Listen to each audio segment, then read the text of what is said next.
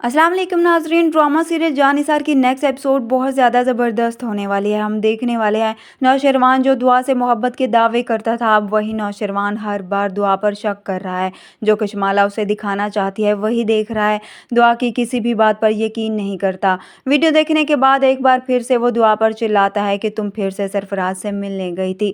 दुआ नौशरवान से कहती है मैं अम्मा से मिलने गई थी, वो रास्ते में वहाँ पर आ गया। तो नौशरवान दुआ से कहता है क्या उसे ये भी मालूम था कि तुम किस रास्ते से आ रही हो। दुआ नौशरवान से कहती है मुझे नहीं मालूम वो वहाँ क्यों आया, मैं अम्मा से ही मिलने गई थी। मगर नौशरवान उस पर यकीन नहीं कर रहा। अब यही उसे लगता है कि दुआ उसे धोखा दे रही है, इसलिए वो उससे बदगुमान हो चुका है, जिसका फ़ायदा कशमाला भरपूर तरीके से उठा रही है। उसके सामने मासूम बनती है, आकर उसे कहती है जब से मैं यहाँ पर आई हूँ मुझे लगता है कि दुआ को मेरा आना यहाँ पर पसंद नहीं आया। वो नहीं चाहती कि मैं यहाँ पर रहूँ, इसलिए वो मेरे बच्चों के साथ भी अच्छा सलूक नहीं करती। मैं अम्मा को कहती हूँ मुझे बस हवेली ही बुलवा लें, लेकिन नौशरवान कहता है कोई कहीं नहीं जाएगा, जिसको मसला है वो खुद ही यहाँ से जा सकता है।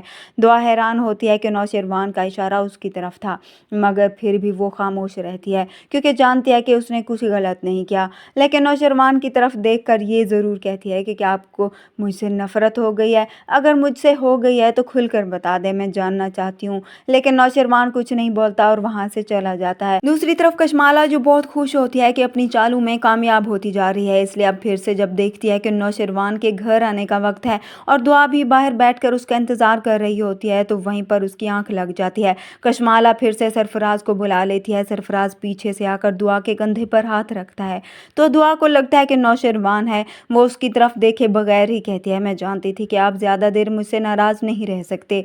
दुआ मुड़कर देखती है तो चौंक जाती है क्योंकि वहाँ पर नौशरवान नहीं बल्कि सरफराज होता है। उधर से अब नौशरवान भी आ जाता है। नौशरवान तो देखकर आग बबूला हो जाता है, फिर से दुआ पर गुस्सा करता है और सरफराज को भी धक्के देकर उस घर से निकाल देता है। तो नौशरवान की बर्दाश्त भी अब ख़त्म हो जाती है, इसलिए इस मामले को वो खुद ही अब देखेगा कि आखिर इसका मामला क्या है। तभी जाकर उसके सामने हकीकत आएगी कि इसमें दुआ का कोई कसूर नहीं था, सारा कसूर कशमाला और सरफराज का था।